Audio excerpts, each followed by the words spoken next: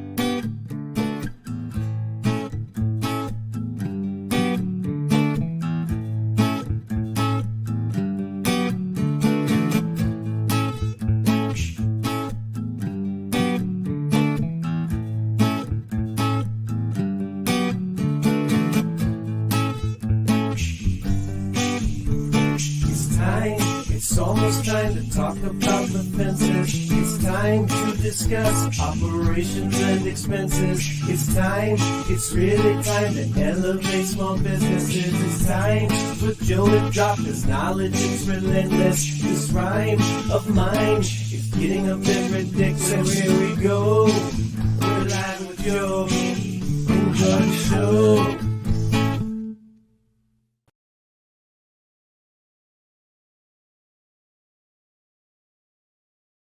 There we go. What is up, Fence fam? How are you guys? So good to be with you guys again for yet another live Ask the Experts live Q&A. I said live too many times in that, but you guys get the point. So glad you guys joined us again. We are on quite the roll here. I think we're like a month going on these lives, a month straight. So here we are. Solo on this week's trip. We're not going anywhere. Solo on this week's live Q&A. So if you guys have questions, get them in the comments below. I'm willing to talk about whatever you guys want to talk about. I've got some ideas. AI, ChatGPT. Been kind of messing around with that this week with like ad copy and stuff like that.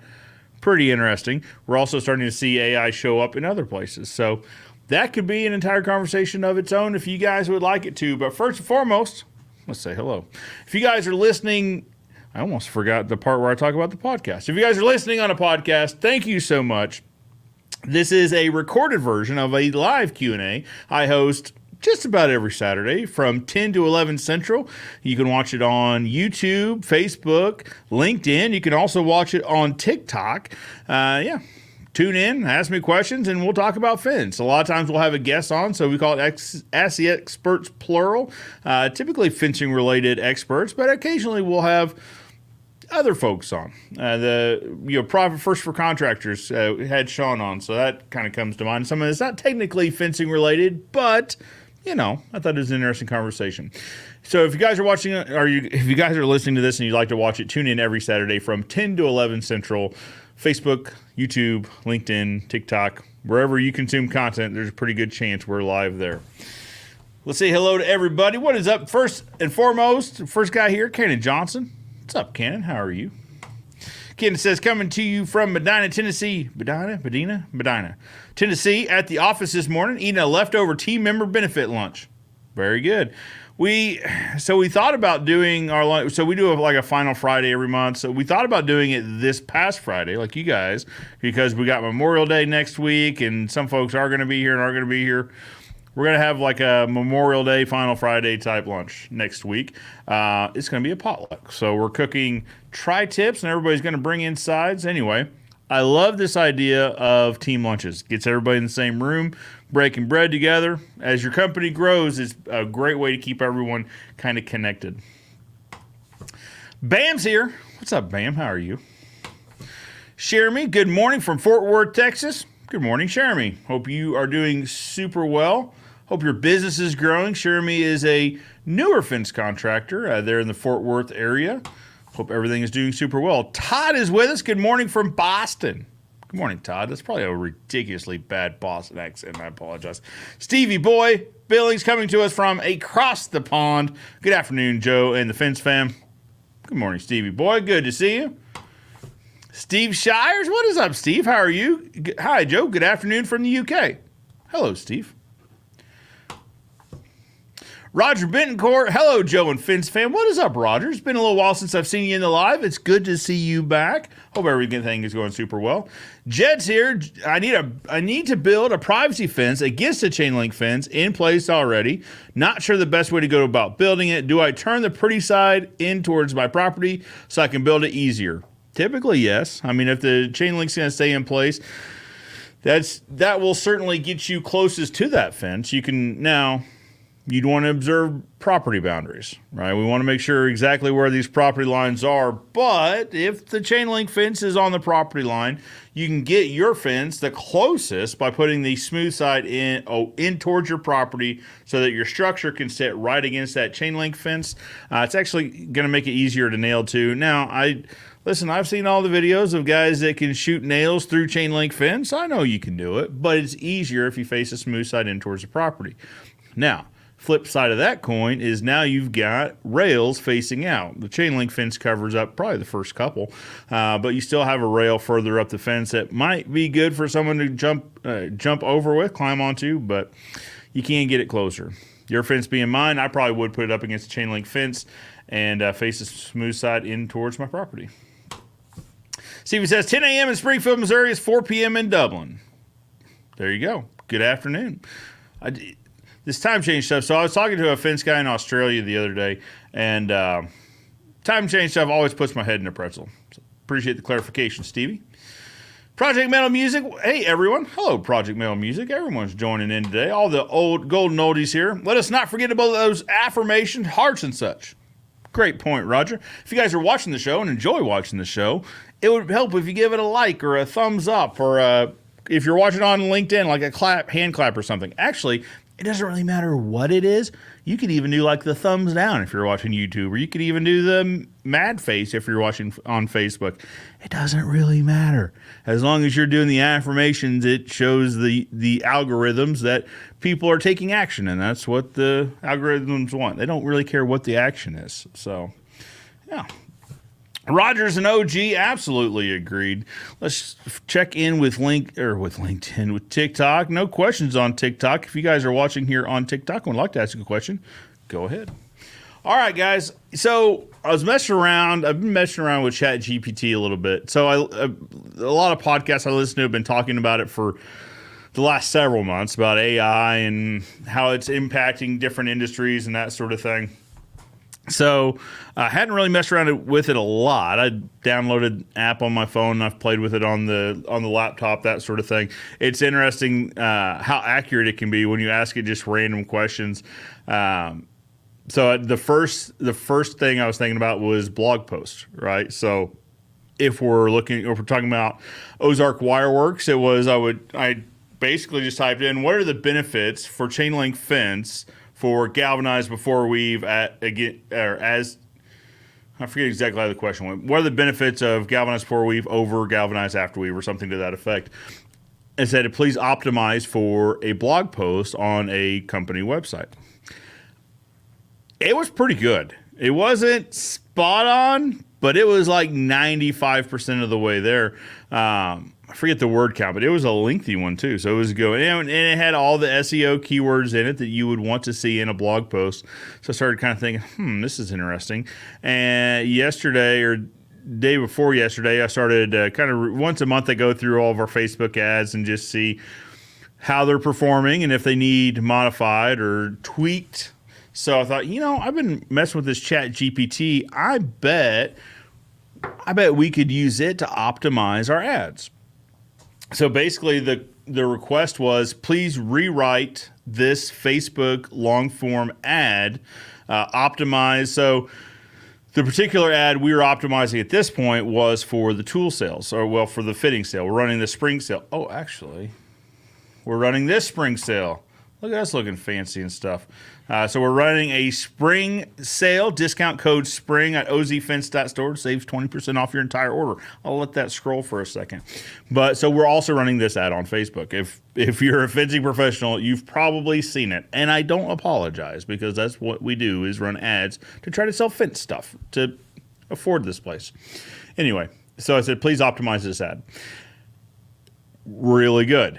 Now, so the first time it wasn't really good. The first time it said, update your wardrobe with the latest fashion and this and that. Like, what? I don't know what we're talking about here. We're a fence store. And so then I forget how but you can give it crazy requests. And so I said, please optimize for the online retail store, ozfence.store. Resubmitted it. 98% accurate this thing came back. I mean, I read it, and it's a long form ad. Really good. So now we're running A/B testing. So I had the original ad. It was doing pretty good. $10 to $12 per cart ad is where we're at, and I'm okay with that. That's a good number. So we're going to see if the new ad can optimize better than that. So we've got two ads running at the same time. So if we have 100 fencing contractors for the next 2 days or so, 50 will receive one ad, 50 will receive the other.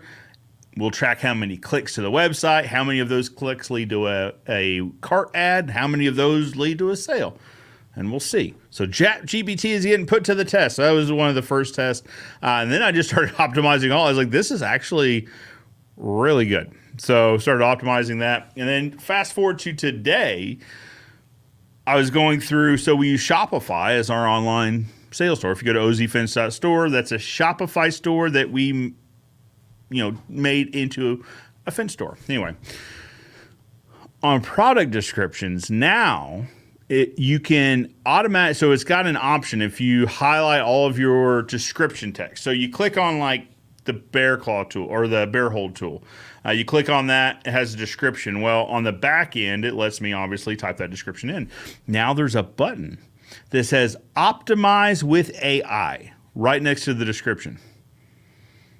Interesting. So you select the text, you click the button, and it says rewrite or reword, or there's a third option. Rewrite. Came back better. So I thought this is interesting that in the last 4 days, we're optimizing Facebook ads, we're writing blog posts, we're optimizing Shopify descriptions. Where else have we been? I went a little bit crazy on it this week because I started thinking about, where else could we use this? The follow-up sequence. So if you go to ozfence.store, you put something in your basket and you don't check out, you start getting emails from us saying, hey, we've got the stuff. You want the stuff? Let's make a deal, basically. So we optimized those emails with ChatGPT, and basically, again, copied all the text. The prompt in ChatGPT was, please rewrite this follow-up email, this first email in the follow-up sequence, or something to that effect. Paste the original, submit, boom, and it pops out an incredible follow-up email, to which we run an A/B test, right? So everything, again, half the people receive A message, half the people, which is the original, half the people receive the B message, which is the chat GPT, and we, after probably 2-3 days, we'll start to see some results. I almost bet that the chat GPT will do better. Now, we're doing A/B testing just to be sure. I mean, you always want to test. You never want to just jump willy-nilly into an idea, right? But I don't know. We'll see. Are you guys using ChatGPT? I saw a comment come through on TikTok here about it. Let's see. So Fence Fanatics, what is up? Thank you for watching. Says, I use ChatGPT, or I use GPT to craft my email responses to give a nicer customer service tone. Exactly. Perfect example. So you can use it, and you can give ChatGPT all of this constructive criticism. So you could say, it'll give you a response, and you'll say, please reword and optimize for blank. And so one of them was, one of the prompts, it used a lot of emojis. And I was like, well, I don't know. Well, let's test it without emojis. So I said, please rewrite without emojis or something. And it actually, so it took all the emojis out, but it also re-optimized the verbiage. So it referenced something. It found something out there that said, if you're not using emojis, you should use emotional language, and it rewrote it accordingly. So great example, Fence Fanatics. Saw another one on here. Kathy DH said, have you ever heard of My Salesman? Love it. What are your thoughts? Absolutely love it. We use it at Ozark Fence. Not like a sponsored plug. We pay full price for it, but we've paid full price for it because we love it. It's actually a mandatory first step. So if you're wanting to, if you call up Ozark Fence, you say, I'd like to have someone come out and give me a bid on a fence. Mandatory first step is, have you been to our website?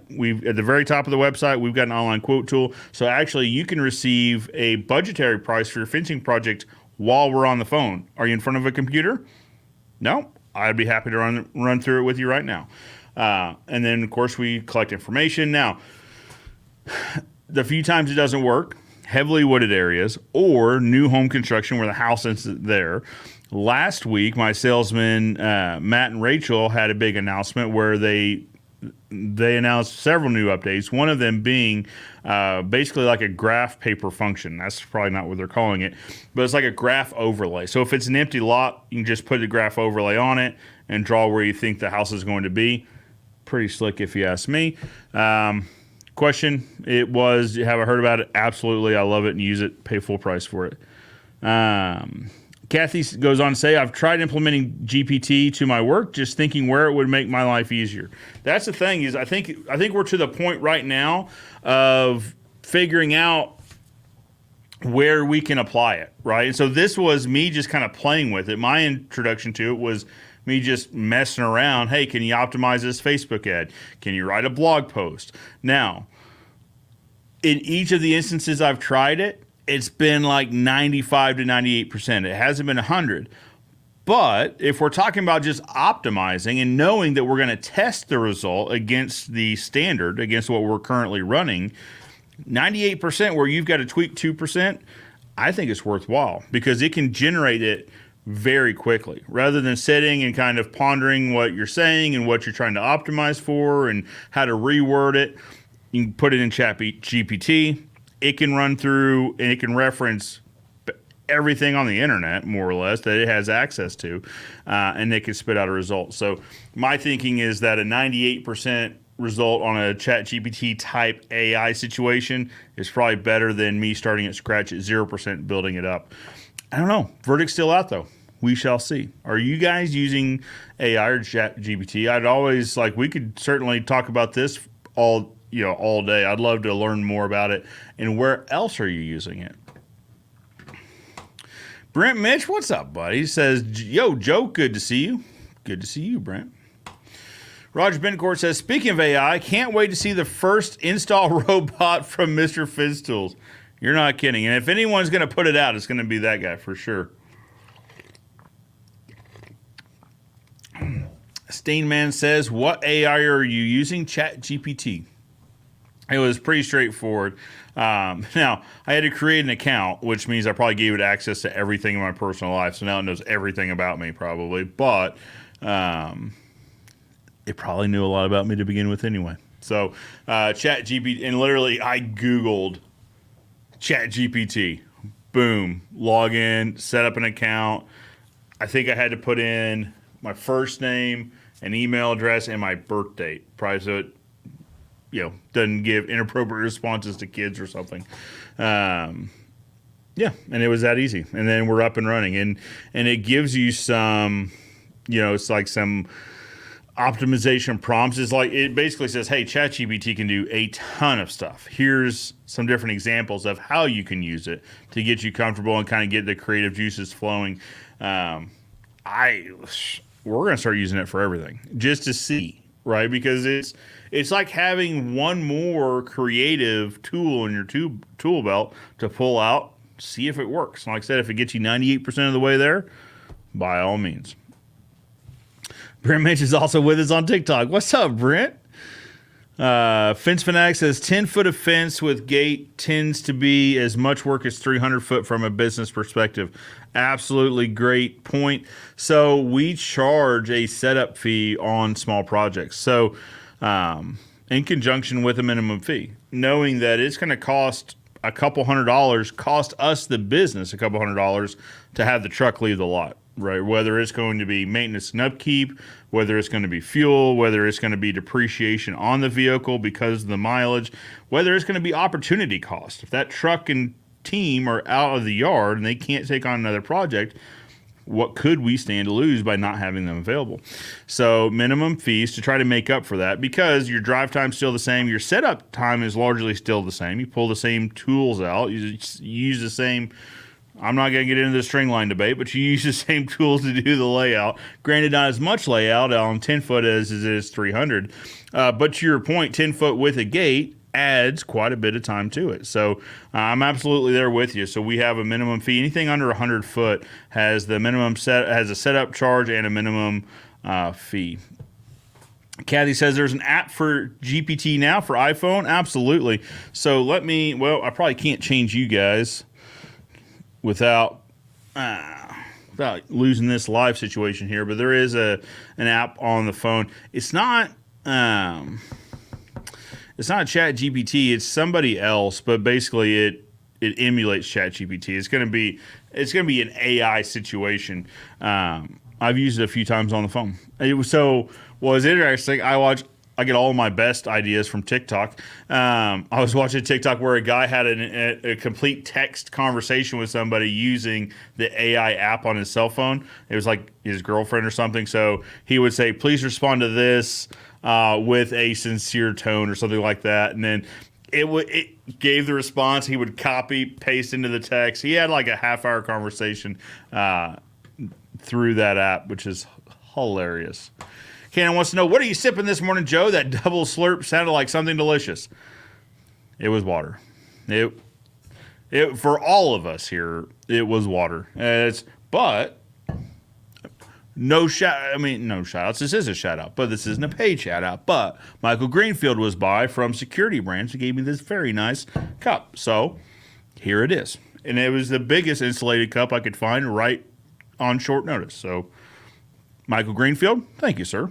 But yeah, just ice water. It's a little early in the day to be sipping on something else. Now, later on, after dinner's typically my rule, but after dinner, you never know. Especially it's Saturday night, and I don't have work duty. Work duty? That just sounds wrong. I don't work at church tomorrow. I just go to church tomorrow, so don't have to show up at the crack of dawn and start doing live stream stuff over there.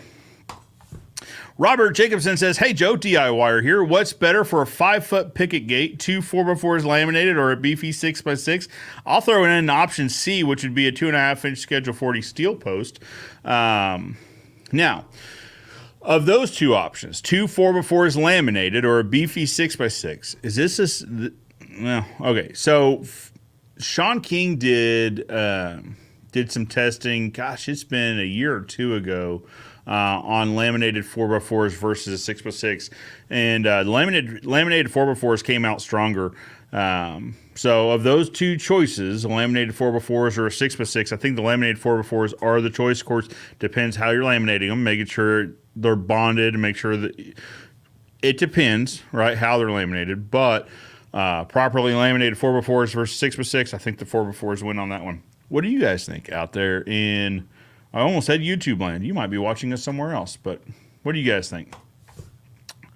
Brent Mitch says, how many phones are you filming with? One. So this situation here is a camera. Which camera do we have on this? Sony A7R. A7R4, right? Or just A7R? A7R4 is this camera. So we got the good camera on this one. And then cell phone is right here for TikTok. We're probably going to switch to an iPad situation for the TikTok scenario, so it's a little bit easier to see, and I don't have to put my phone up there. But one phone is how many I'm filming with at the moment. It used to be, I forget what the app was. This was, 5-6 years ago. There was an app that had just come out. We were at VidSummit or VidCon, one of the two. And there's an app where you could use multiple cell phones and you could use them in like a live streaming way, so that you could bring them in as just additional cameras into a live stream app. So this was at the old studio, but I had like 4 cell phones that I just went and bought a bunch of cheap, busted cell phones, but the camera still worked. So we just set them up all over. So we had like 4 or 5 different views and all cell phones. It looked pretty slick. But anyway, the app didn't turn out to be nearly what it said it was. Go figure. But yeah.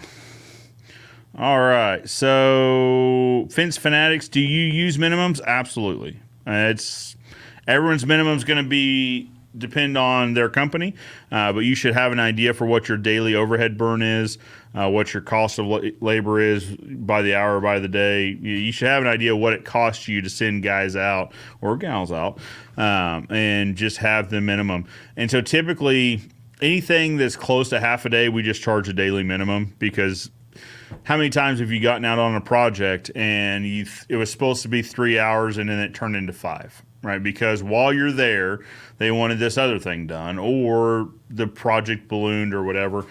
So we charge a full day's overhead, labor burn, all that. Now, if we get fortunate, we get 2 of these projects in a day, then we're better for it. It makes up for the ones where we get a little bit behind. Kathy says, we are a 2-year-old fence company and we are finding our footing. How do you find a mentor in the industry? You find somebody that you can relate with and you ask. I think that's the best way.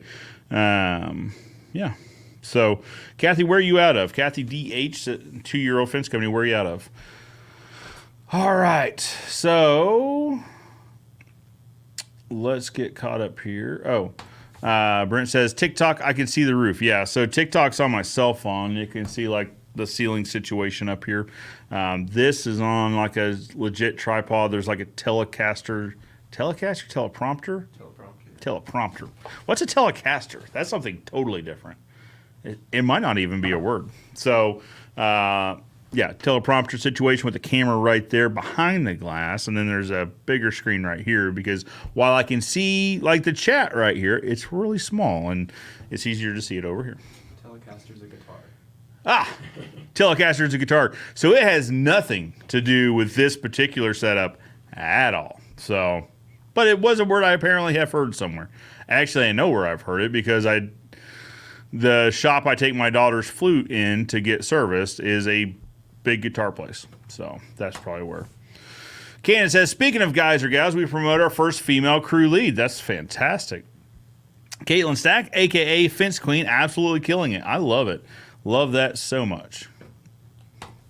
Seawolf, Britt is just all over the socials. I appreciate it, buddy.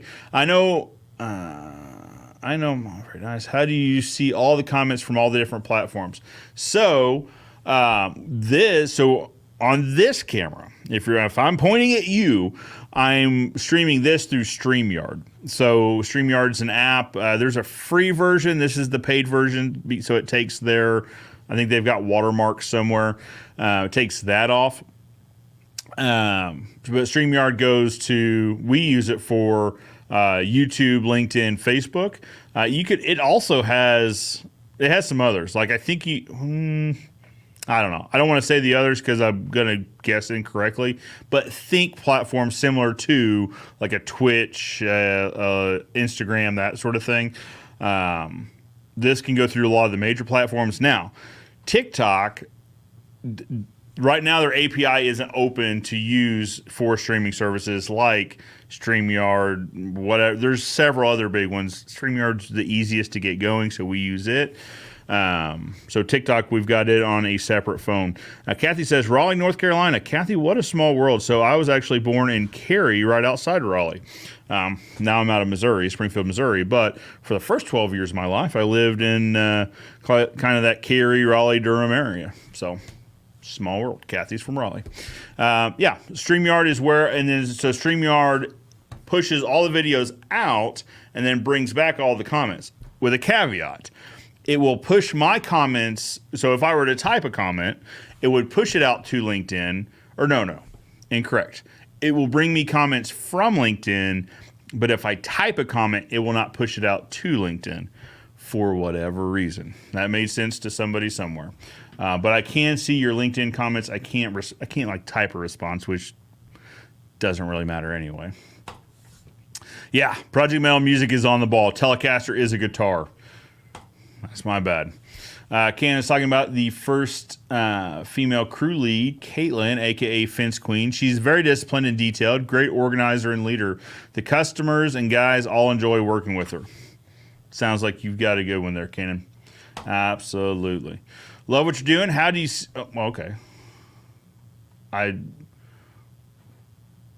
Same question twice. Got it. How do you see all the comments? So StreamYard brings them all in to me. Okay, Sharon. Okay, I know it's a guitar. I screwed up. All right, Telecasters are guitars. No, I'm kidding. So a lot of times you guys are watching this on a delay, so we've had a conversation before you hear me, like with the answer, before my answer gets to you. Totally fine. Here's what AI has to say. Hi, Joe. Great to see you here on YouTube Live. Your content is always so engaging and informative. And it's fantastic to have the opportunity to watch you in real time. I'm excited to see what you have in store for us today. And I know that your audience is just as eager to learn from you as I am. Keep up the great work. And thanks for sharing your expertise with all of us. Well, AI via Kenny, or Kenny via AI. Thank you. I appreciate the kind words. Well, let's check in with TikTok. What are you guys up to? So if you guys are just joining on TikTok, you are watching a behind-the-scenes live of a live Q&A I do with these guys on YouTube, LinkedIn, and Facebook every Saturday, 10 to 11 Central. All right. I think your ring is getting a little faded. So we've actually got this thing turned down a little bit. There we go. All right. We're getting it cranked up. Is that any better? Yeah, that looks a little. The fill light's a little bit better here. I might have just messed this thing up though, because we're going for like an artistic like shot here, like with the low light. I'm a little artsy. Yeah. See what we did, Brent? We messed up the artsy shot. See, this is why I do fence stuff and I don't do creative stuff. I'll turn it back down. Because that's what I thought of is like those like interviews where one side of the face is like well lit and the other one's a little. We're trying to do big stuff here, Brent. I mean, we're talking about fence stuff, but we're getting good with it. We're getting good video, good lighting, good audio. We're all about this. Oh. The wedding man. Fair. Okay, fair. It is. It actually is getting kind of faded. But I don't know if the underside's... I had to get a new ring. That's probably what this is. So we were doing some cleaning, and apparently sodium hypochlorite, so bleach, does not interact really well with neoprene. So it got like all loosey-goosey and wouldn't stay on. So anyway, so guys, totally disregard the artsy talk we just had about the ring light. I thought that's what Brent was referencing. All right. Candace says, Joe, do you have a preferred ink pen? Do you carry a pocket knife? Seawolf is correct. Ring is a bit yellower than it was. I should have read this, and I would before I went off on the ring light illumination. Okay. What is up? Yeah. Do you carry a pocket knife? I do. It is orange. Go figure. It's a Microtech. I think there's rules about what you can show, so I won't open this on video. But it's just like a straight knife. So, and do you have a preferred ink pen? So, I don't have it with me. I don't think I have it with me. I do have it with. Never mind. It's an orange pen. Go figure, right? It is, I believe, an everyman pen. This was a gift to me. Adam, if you're watching, thank you so much. Adam watches a lot from Rapid Ship Republics, where we take all of our packages to ship. So he got me this. Everyman, I believe, is the brand. Not a paid ad, obviously. I got it as a gift, but yeah, even had it engraved. The Fence guy, Ozark Fence. So, and it actually writes really well. And it's one of these fancy pens, so it feels really fancy. But also it's got like the replaceable like ink thing. So when it goes bad, you just buy more of these on Amazon. You're probably supposed to buy them from them, but you can buy them on Amazon. So, yeah. And then, okay, I should have read this. Ring was yellow. Okay. Dylan Block, what is up, Fence Prince? What's up, Fence fam? Good to see you, Dylan.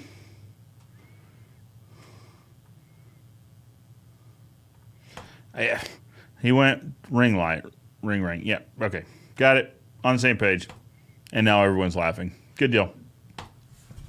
Orange pen, orange knife. Man, don't sleep on orange. What's the socks looking like?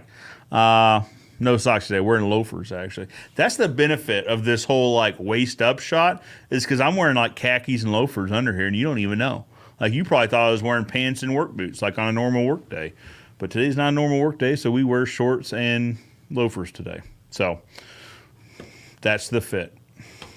I'm not showing you. Seawolf says, now I'm not being a critic, but the ring light shows up in your glasses. I know. This, I say it like that because I had this realization. I didn't even think of it. I've been wearing glasses all week because my contacts have been giving me fits. So if one of those, what do you call the eye surgery? LASIK, if like one of the big LASIK providers wants to sponsor the show or something, I'm all about that life because I'm tired of contacts jacking with my face. And then I got to wear glasses the rest of the week because it screws up my eyes. And the allergies have been really bad this week. I actually got a pollen alert on my phone again this morning, so that's fantastic. Anyway, I thought this all through and I sat down. So the studio was all set up. I sat down and then I looked in the picture here of the video and I was like, oh. Did not even think about it, that we got lights and lights and lights and lights and lights, and they're all right off the glasses.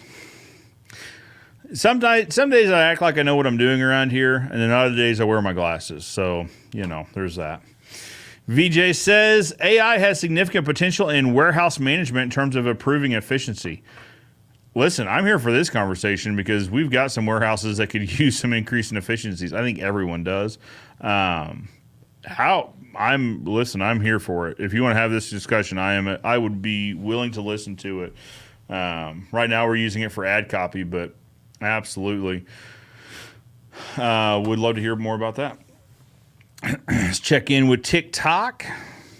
Kathy says, we're one of many contractors getting our wood from Home Depot. I know there's a better way, but where to start? So here's the thing. So this is not a blanket statement. This is a statement that is accurate for my business. We were buying Alta Western Red Cedar from a national wholesaler that sells Alta Cedar. I think it's a good board. The exact same board. And when I say exact same board, it is the same. It is the same label, the same SKU, the same board.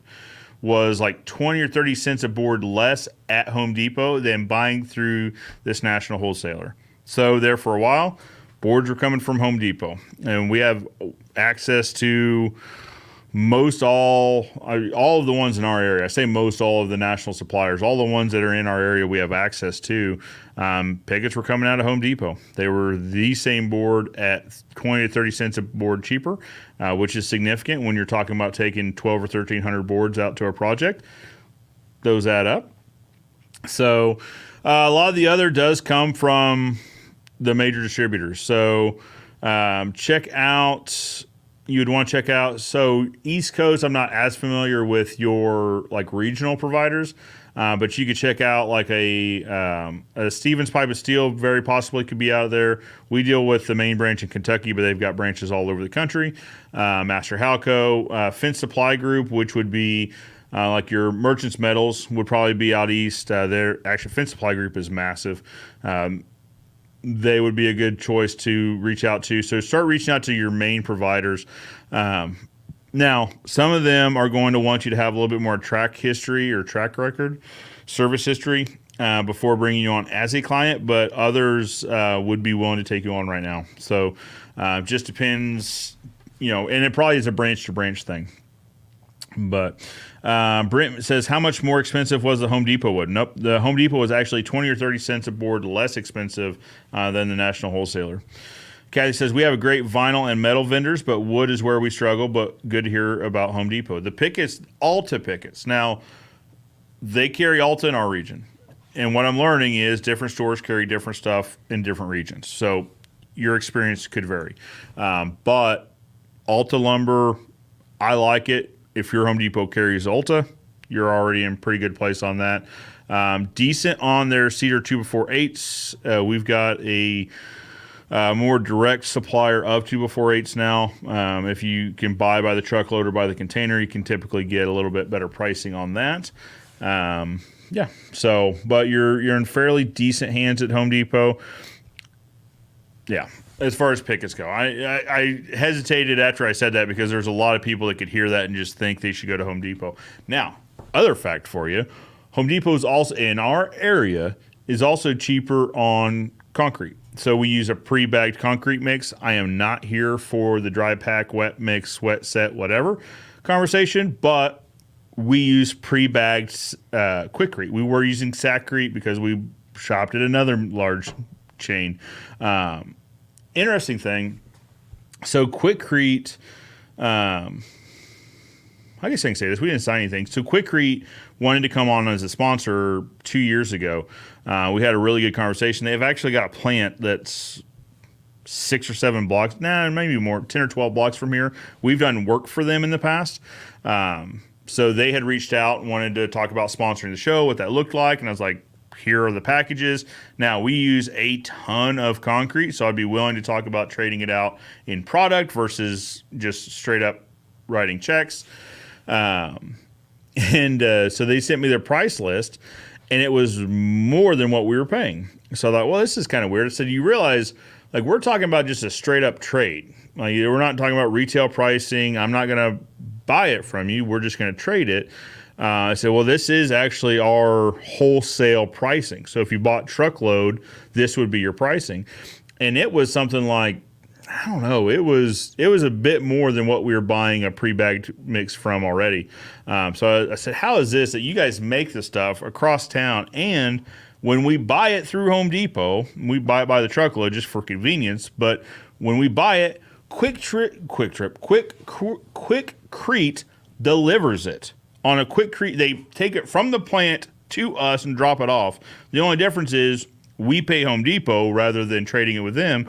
It's significantly cheaper, to which he kind of said the same thing a lot of us already know, is that they use that as their loss leader. So they'll actually lose a little bit of money on concrete thinking that it'll help with the brand relationship for other things, for pickets and for 2x4s and all this. But I thought it was hard for me to wrap my head around that the guys that make the stuff couldn't give it to us as cheap as Home Depot, because Home Depot takes a little bit of a loss on that.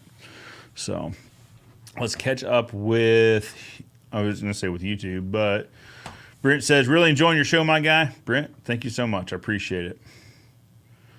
Oh, Brent says, is it the same quality Home Depot that is? It absolutely it's the same picket, Brent. And that's what blows my mind. It's not. So we had both. We had some from that we brought in from the national supplier, and then we looked at the Home Depot boards back to back. We measured them. Are they thinner, right? So are they not 5.5? So in our market, 6 is a 5.5.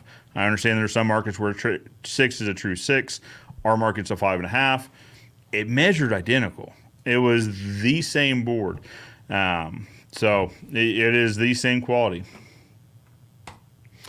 Brent says, I'm using the foam that didn't work for you on your post in California, but they are not for fence. So here's what I'm learning about that foam is that if you're using it on like a wood or a vinyl product, it does adhere to it. And it doesn't tend to have the, oh man, I'm going to say constriction, but I got lit up on that video about the difference in constriction and contraction, and it got smaller. It got bigger, then it got smaller. Whatever word you want to use for that, perfectly fine. Here was basically the conclusion we came to was that steel post acted like a heat sink. So this expansion process is exothermic. So it's creating a ton of heat to fuel the expansion.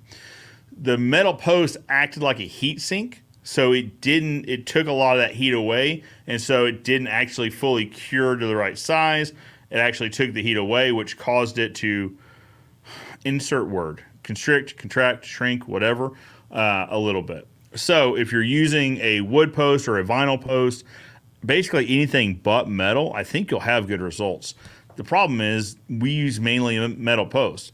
Obviously only metal posts when we're talking about chain link fence, but even wood fence, largely we use steel posts. So it wasn't for us. It's not for us. Now for guys that only use wood posts, it could be a decent product. Then you get to the next problem, which is price. It is still incredibly expensive. But if you've got a job site that doesn't have ready access to water and you can't really truck in, potable or non-potable water, it's a decent solution for the right thing. For repair, it could probably be a decent solution if you're using a wood or a vinyl post.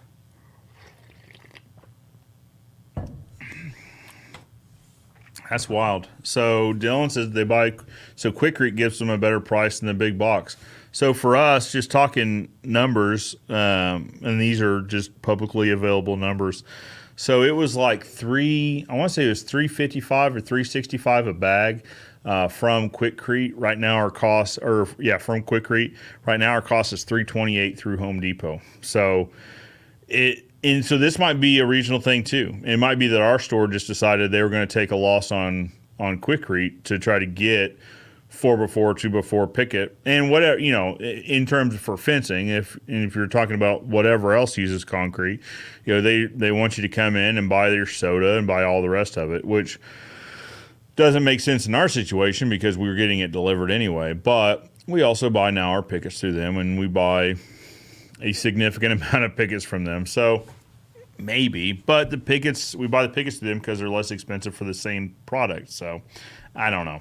Who knows if their plan works for them.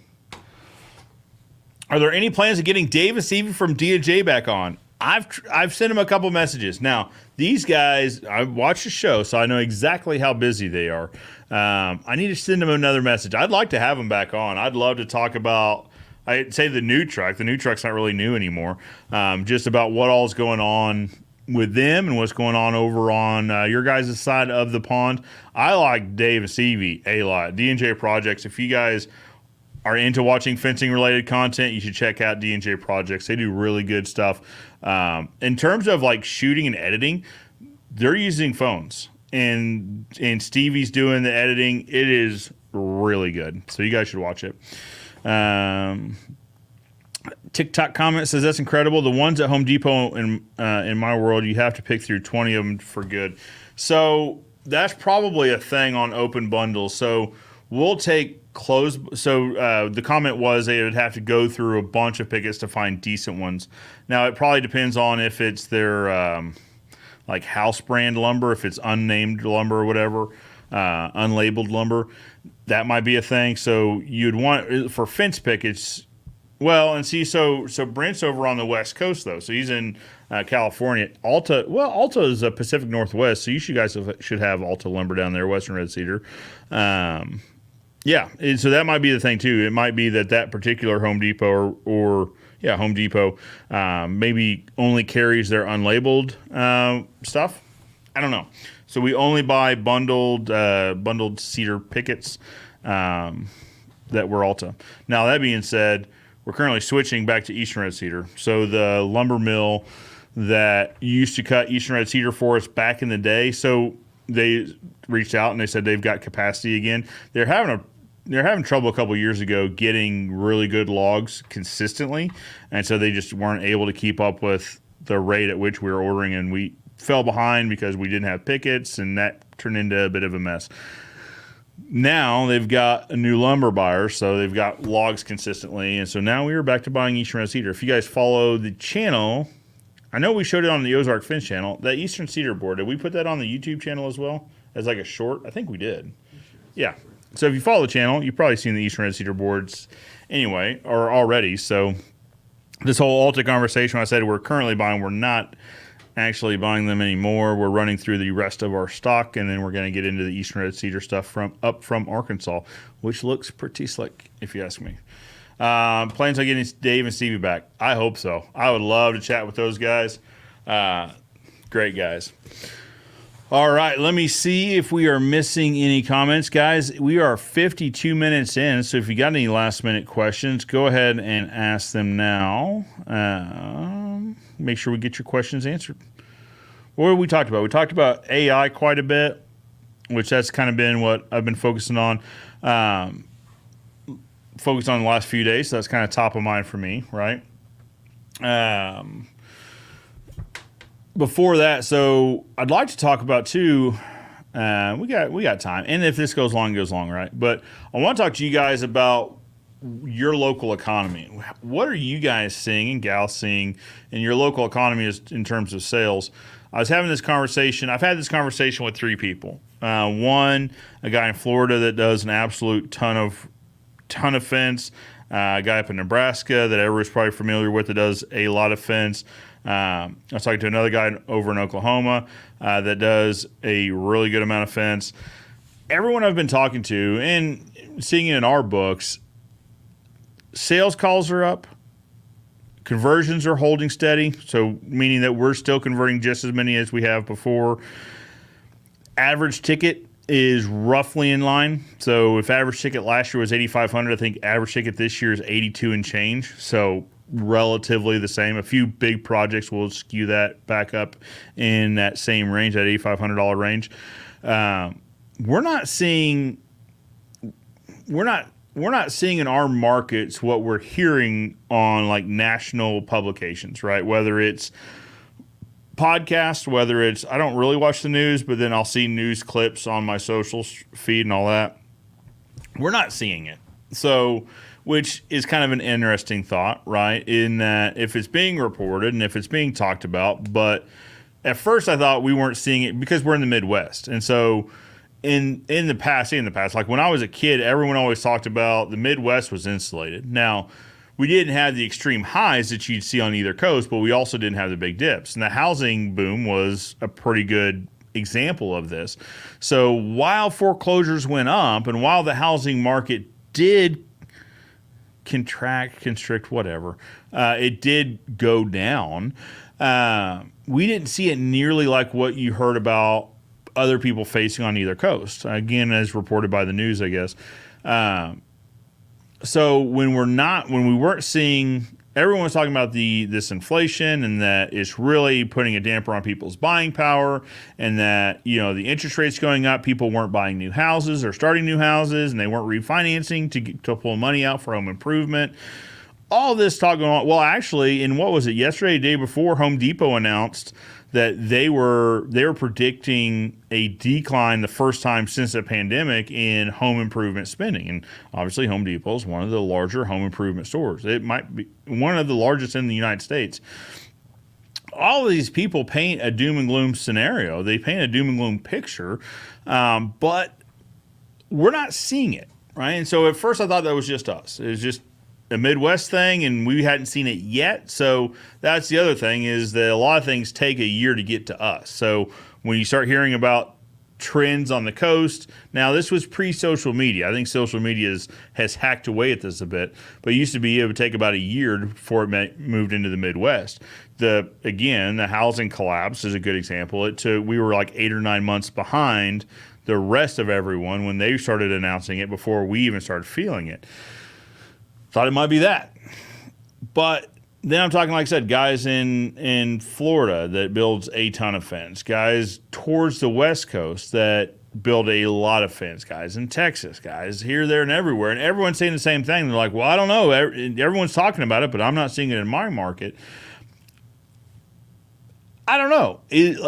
So part of you wonders, like, is it real? So are they reporting on, like, are ideas in theory without like actually seeing like supporting evidence of it?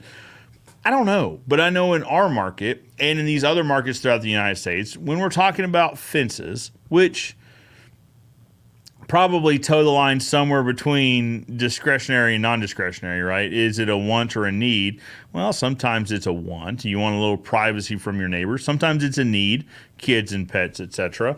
But we also, so what we expected to see was a decline in sales calls, whether you call them leads or face-to-face bids, whatever. We expected a decline there.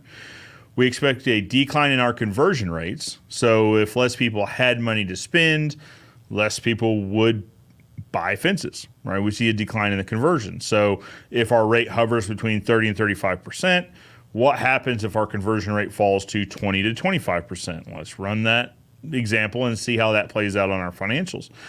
And our average ticket. We expected to see a lower average ticket. So for example, for wood fences, we offer both treated pine and cedar and pre-stained cedar. Say what you will about the products, those are what we offer. We expected to see more people trend towards the lesser expensive option than the more expensive option. So in the average sales world, where the pre-stained cedar on steel post, the average ticket there might be $8,000 to $9,000, it's probably closer to $9,000, whereas the all pine might be closer to $7,000. We expected to see that average ticket start whittling down. Like I said, we've gone from an $8,500 average ticket to maybe an $8,200 to $8,300. I'd have to go look. $8,200 to $8,300 average ticket. We're still pretty close to that $8,500, which is at the top of the residential market, at least of our offerings here in our area. We haven't seen it yet. Now, we're still preparing for it. It could be somewhere in late quarter 2 or early quarter 3, which they were talking about mid quarter 2, which is exactly where we are right now. So, but maybe it's going to come later than what they're expecting. Or maybe it's a soft landing, which is what some economists are predicting. So maybe we're in the middle of the soft landing. I don't know. Now, we're still preparing for if we did have a slowdown. So I talked about this a little while ago. We're trimming 10% off our expenses for company-wide, and we're continuing to do that. We're continuing to whittle away. So we're actually a little bit more than 10%, but we're continuing to whittle where it makes sense, kind of trimming the fat as it were. With the understanding that we could lose a significant amount of business and still be okay because we've trimmed expenses, and some of these expenses scale with revenue, right? Cost of goods sold. So if we're building less fence, we're buying less materials, we're paying less in labor. The overhead is what I'm talking about trimming, because it stays largely the same regardless of how much revenue. So our mortgage payment here. Now, granted, we can't do much to whittle that away, but it's a fixed expense. Our utilities, again, can't do a lot to whittle that down, but it's a fixed expense. We're adjusting our thermostats a little bit more aggressively, right? It's a little bit warmer in the summer. It's a little bit cooler in the winter, that idea. But there's also other things, software expense. So my salesman came up, absolutely a non-negotiable. We're not trimming that one. But there's some other software we use, mainly over on the e-commerce side, when we're talking about repricers and stuff like that we are trimming down. So we moved packages on a repricer that was $300 a month, and then we switched down to the $75 a month, knowing that we lose a couple of features, but we don't lose enough revenue to really warrant much discussion on that. Office supplies are getting a little bit more carefully watched, right? So we're not buying as much toilet paper at the same time or as much paper towels. We're still buying them, just not as much in bulk. Things like that. Anyway, we're whittling away overhead. We're a little bit more than 10%, but we're still going to strive to more, knowing that should the economy actually slow and cool in our market and our revenue actually decrease, that we've lowered our overhead to accept that. Flip side of the coin, if it doesn't slow down, if we don't see a cool down and our revenue stays the same or grows, we're in that much better shape for it. So anyway, we're still preparing for it, but everyone I'm talking to, no one has seen it yet. So I guess that is an incredibly long question of, are you guys seeing that in your guys' market? All right. Brent says, no questions. Just great to see you again, my dude. Brent, same. Have you officially introduced the tech guy? Not yet. We haven't officially introduced him. It's interesting that you're deemed the tech guy now. So I prefer a camera guy. he's like, listen, I'm not here to like set up servers or anything. So no, not yet. So we should probably do that in the upcoming episode and let you guys meet him. Roger says it would be interesting to see an update on Braden and his life. All same vein of the, similar vein of the same story. So I checked in with Braden. So he made his trek there officially on last Saturday. Checked in with him on Monday. Sounds like he's getting settled in and all that. So we'll give him a little time to settle. Now, you guys will probably see Braden next spring. So we're all going to FinceTech. FinceTech is in Nashville, which Braden has moved to. So you guys will probably see him there. We'll probably invite him in and probably do a catch up with him. Where is he now, sort of thing. Yeah, I think that would be good. Brent says, great show today. Keep it up, my man. Thank you so much, Brent. The reason why you're not seeing it is because all of us Californians are moving to your beautiful world. That's probably true. So, for better or worse, right? Like it's so. And Brent is outside of this statement. So Brent and I know each other. We go way back, and I think we each know where we are on different, stances. But there's a lot of like, don't bring your California to insert name of home state, right? Like Texas is going through this, Florida's going through this, the Gulf Coast states in general. Missouri, I don't know so much about that. I don't know if we're seeing a lot of the West Coast or East Coast money come in this way. But there is a lot of that of like, there's a reason everyone's moving here, and that's because we've got a good way of life. Let's not change it. Let's not change it. So, but Brent, let me tell you, you ever get a chance to come to Missouri, my house is open to you, my friend. He's one of the, I don't want to say that. I was going to say, anyway, he's a good guy. He's a really good guy. Let me see here in the TikTok chat. Any zoo fence projects coming up? I really like those. We don't. I was trying to think if we've even got any bidding right now. So summer's not really. So fall's kind of more of the time where we'll do zoo type stuff. Right now they're really just geared up. They're doing like end of school year type stuff, and then summer kicks off big for them. I need to see if we can get a camera into. So they do a big gala here coming up. It's basically like a thank you to their patrons or their donors, like a patron party. So we sponsor the giraffe. We being Ozark Fence sponsor the giraffe exhibit. So as part of that, we get invited to this, and it's not really even a fundraiser. It is like an not anti-fundraiser, but they don't like. There is no silent auction. There is nothing you can buy. You cannot spend It's an open bar. It's food included. You're not allowed to spend money at this place. It's basically just like a big thank you for helping sponsor the zoo, put on by the Friends of the Zoo. Because in our particular area, the zoo is part of the parks program. So they also have this separate arm, which is called Friends of the Zoo, which helps for a zoo. You can donate to this for zoo specific projects rather than to the park board. And wonder, is some of your money going to the softball field? Is some of it going to the pool? Is some of it, how much of it actually gets to the zoo, sort of thing? Anyway, I need to see if I can get a camera in there. My initial thought is probably not, but you never know. I would like to show you guys. So it's the zoo, right? And it's not at the zoo. It's at a local, I don't know, just a convention hall. Well, kind of. Anyway, but they bring a lot of the cool zoo animals out. Like, think eagles, think like hedgehogs, think like they're big like tortoises and all that sort of stuff.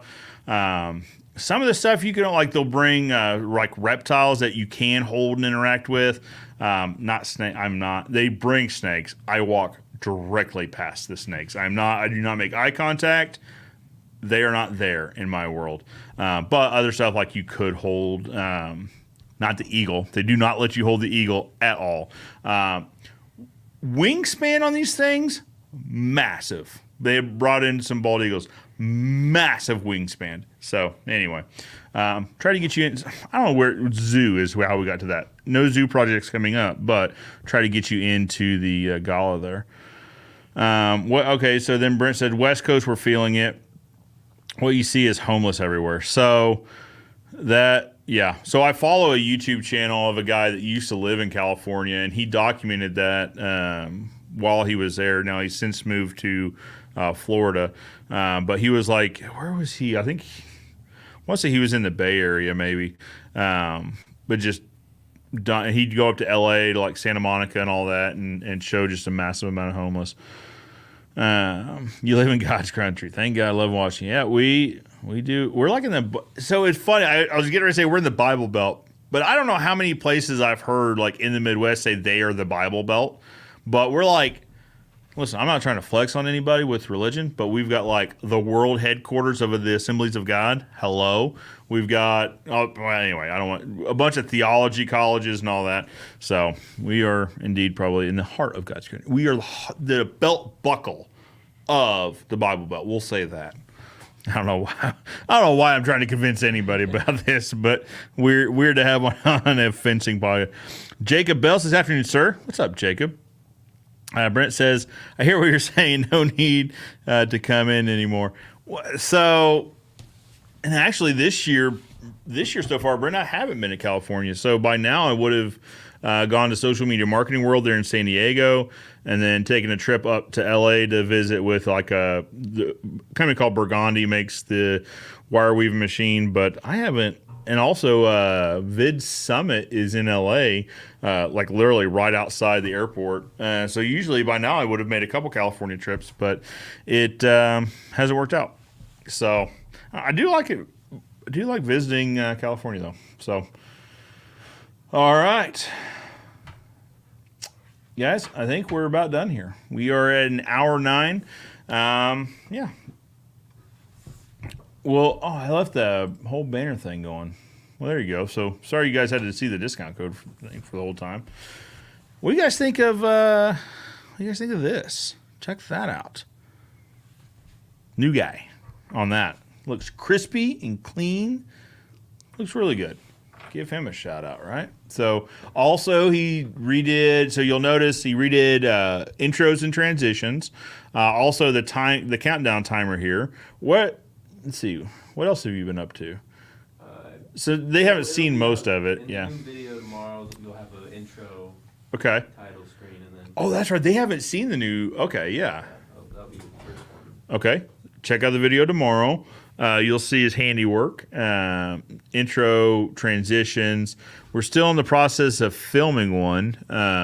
If we can get weather and schedule to cooperate, we're going to wrap up. So what it is, I'll give you guys the inside scoop because we're an hour 10 in. So if you guys are watching now, you're the dedicated crew. So we set posts on the far side of the Stain building where we're going to show. We get a lot of questions about the Shark hardware, just how to install it, what takeoffs, do you set your posts inline or you set them back? Basically all things like Shark hardware. We set the posts. And we're talking about like post setback too, because well, anyway, so we set the post 2 weeks ago now, right? Basically, week before last. This week we were supposed to finish it, but then we got, well, one, Scott's schedule was slammed, and we got rain along the way, so that didn't pan out. But pulling for next week, so we're mid-shoot on that. We still have to finish it. We still have to 2x4s, pickets, hang the shark hardware, the whole thing. So we've got probably a couple hours shooting left to go on that. Then we're going to be starting to bring you guys some content. I don't want to spill the beans on this content because it'll be, you guys will like it when we get it. But basically what we're going to start doing is like product spotlights, but also like how we use the products. So, and listen, I know what you're going to watch it and you're going to say, this feels like some SWI content. You're not going to be wrong. Now, we had come up with this idea before I saw SWI come out with their stuff, but it's good. It's a good idea, and great minds think alike, right? So, but a lot of the stuff that we sell, how do we use it? So if we're talking about tools, and I'll get questions about, hey, can you show me exactly how to use this tool, or how you guys use this tool, or could you use this tool in this other way, or just can you walk me through how to use it? We're going to start creating that content. It's a Marcus Sheridan. If you guys watch the channel at all, I promote Marcus Sheridan's book, They Ask You Answer, a lot because it is foundational to most all marketing efforts, right? So the premise is if your customers are asking you questions, those are the videos you should shoot, because if one person has the question, there's a very good chance more people out there have the question. If you have the content out there, if they have the question, what are they doing? They're Googling it. 9.99 times out of 10, they're going to Google this thing. Some of them might use Bing or something, but you get the point. If you've got the video out there on YouTube, who owns YouTube? Google or Alphabet or whatever. So if you're Googling it, a YouTube search is more likely to come up than a blog post. Say, we're going to start shooting videos on this, put it on YouTube, embed it on the Shopify store, that sort of thing. Yeah. So we got some more content coming up for you guys, probably this week. Yeah. Zamario. Yeah. How post better than wood post if they rust? So the question basically is, how are metal posts, or why are metal posts better than wood posts if they rust over time? So it all comes down to the coating on the post. So a lot of times, which if we're talking about like the Postmaster post, I understand there's others. Postmaster is just the one that I have experience with.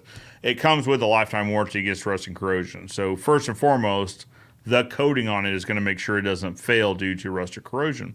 Also, steel posts aren't going to warp or twist. Wood post, I can almost guarantee you. Let me think about this. So, I mean, I guess there's a chance I've seen a wood post that hasn't warped or twisted, but they are the exception, not the rule, right?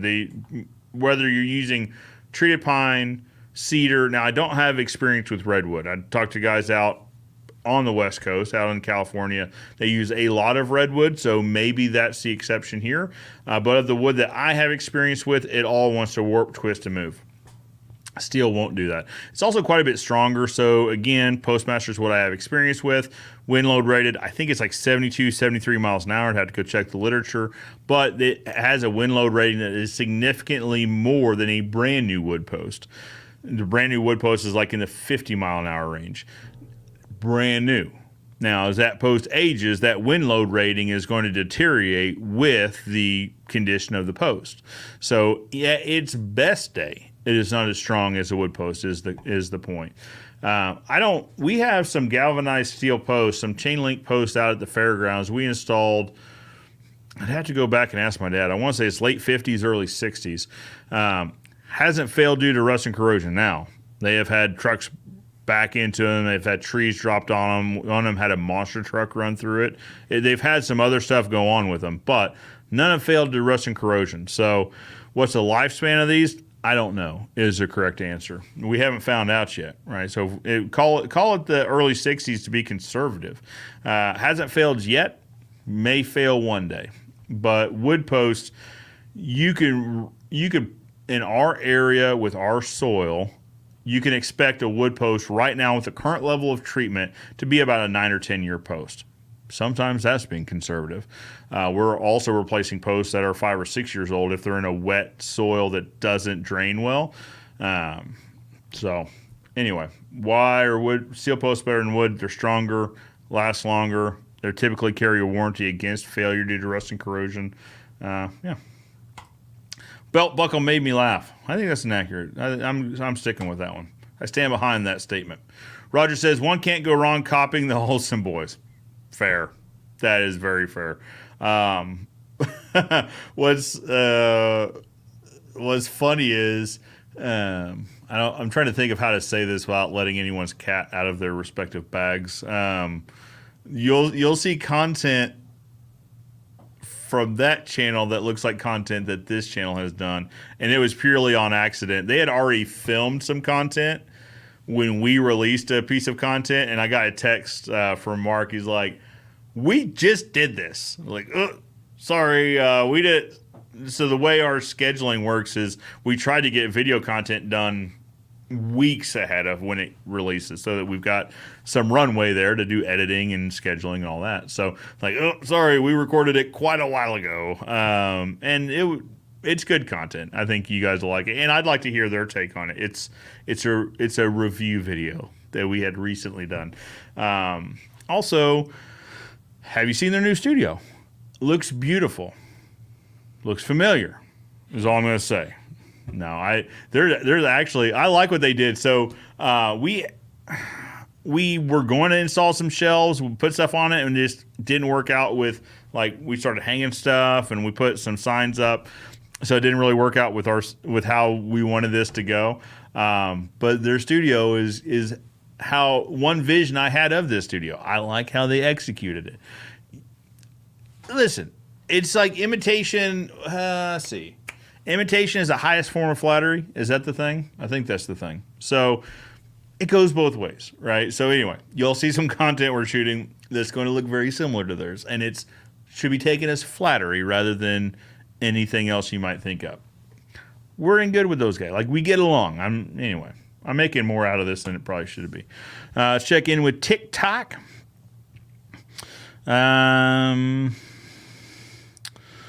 So Jacob says we have been rained out for 2 weeks. So we haven't been rained out for 2 weeks, but it has been raining solid for like the last 2 to 3. I say raining solid off and on.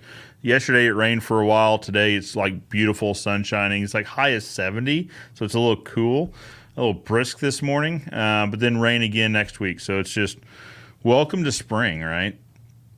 Jacob goes on to say we have never built a fence with wood posts, only metal posts. I like that a lot.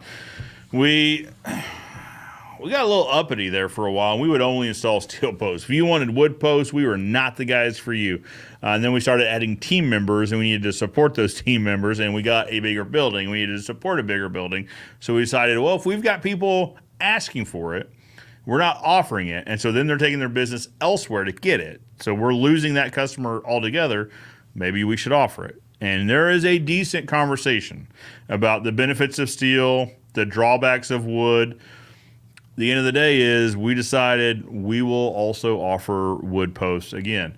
Now, and this also coincided with the fact that wood posts were almost the price of steel posts too. So 4x4x8, now I think we're at like $9, a little over $9 for a 4x4x8. These Postmaster posts are in the ballpark of 28 to 30 now for an 8-foot Postmaster. There's a very real discussion on, hey, you could save some money with wood posts. Now, they're also not going to last nearly as long. They're going to warp, twist, crack. You're not going to like them. But if you're in the house for the next 2 years, it's probably going to be okay. That sort of thing. But the quality choice, the longevity choice will always be the steel post. But if you're not in that ballpark, we've got some other options for you, sort of thing. But there was a time where during the pandemic where a 4x4x8 treated pine post was $15, $16 a post. Well, if we're at $16 a post, well, it's probably $20 a post. So, and that was back when the Postmasters were in the 20-ish range. They were within a few dollars of each other. Well, at that point, there is zero motivation to go to a wood post. If the price is relatively the same and the quality is significantly higher, there isn't a discussion. but wood, like I said, wood posts have come down $9, a little over. It might be like $9.10 or something like that. $9.10. It's in the 9-ish range. Steel posts are in the 30 range, 28 to 30. So now we're having that conversation a lot. Any thoughts on Postmaster? That's basically my thoughts on Postmaster. I like them. They're quality posts. They're just incredibly expensive. There are alternate posts in the market that look similar to one of these posts. I would say use at your own risk, right? I don't know about the warranties they carry, if they carry a warranty. I don't know the legalities of offering them. I do know they're out there. They're a little bit less expensive, but you need to take all of that into account when considering if you're going to carry those or not. Brent said, now, Joe, if I do taxidermy lobster melted to redwood, would you mount it by that hockey jersey? A taxidermy lobster melted to redwood? Probably. I mean, I don't see why.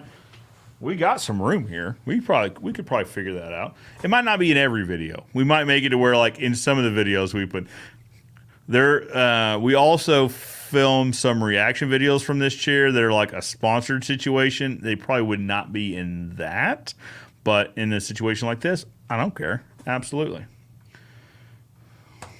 Did you say runway when talking about an Olsen inside joke?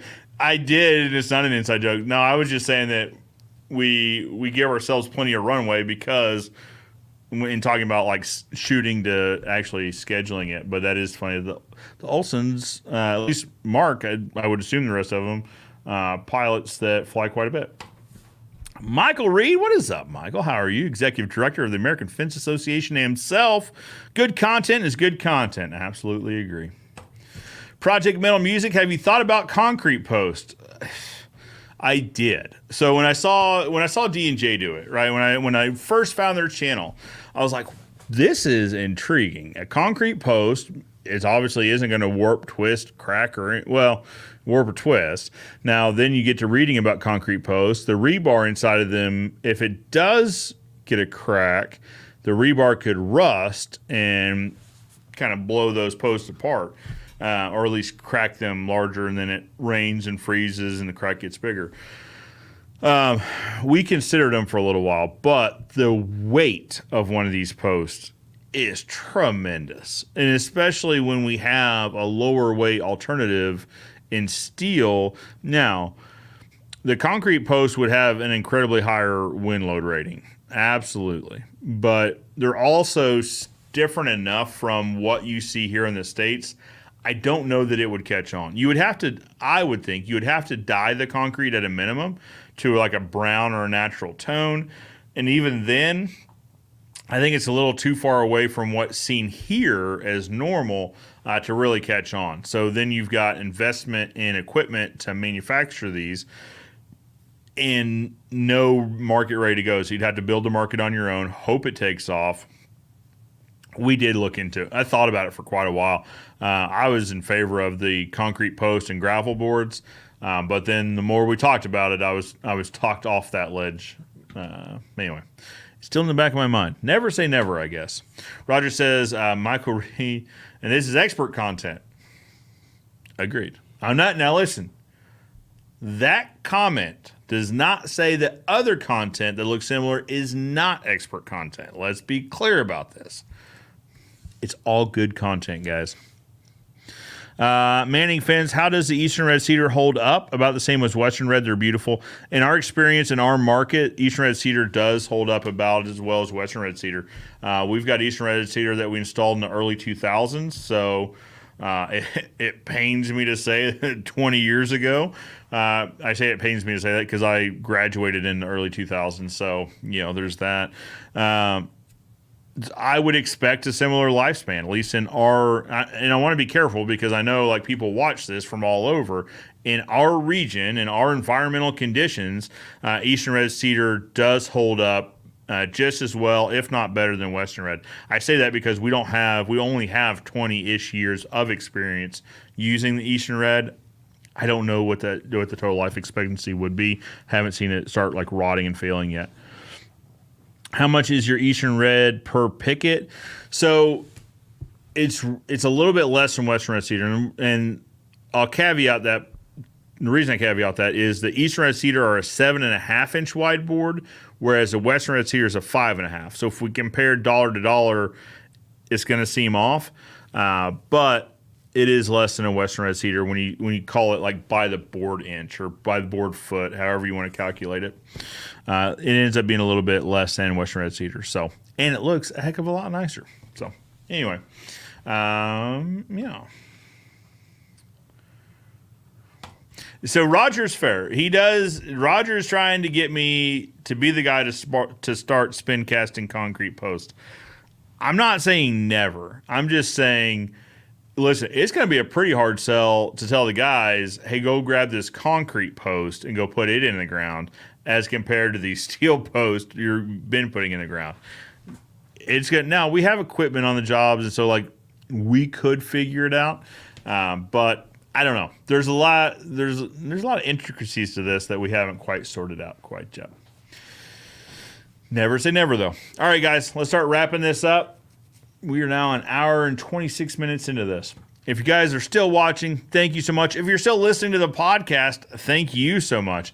If you guys would leave me a review wherever you watch the content, that would be fantastic. A thumbs up, subscribe if you haven't subscribed would be great. Like, these are all ways that we can be, I don't know, just like motivated, right? Or we can be recognized as having good content. That's probably the way I'm trying to say that. Yeah, I appreciate it a lot. For now, guys, let's wrap this up. All right. For now, Joe Everest, the fence expert, reminding you that good fences make good neighbors. I'll see you next week.